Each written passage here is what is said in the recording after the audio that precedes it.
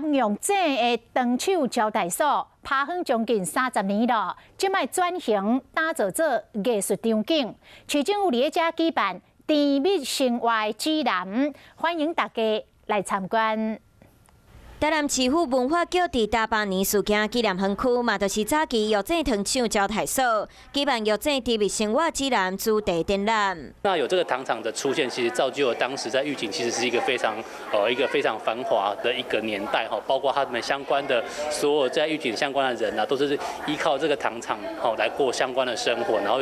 包括有他们的教育包括他们有他们的艺文，还有甚至他们的休闲生活，都因为这个糖厂有所而改变，也造成当时玉井非常繁华的地区。这摆展览嘛，将收集到的旧相片、高文物、金龙消防队的用具，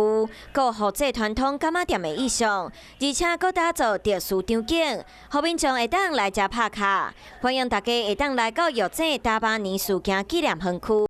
Hello， 大家好，我是乃瑜，要教给大家2个任务。第一个，华视新闻的脸书专页，你按赞了吗？还有华视新闻的 YouTube 频道，赶紧订阅起来，还要记得按赞，开启小铃铛哦。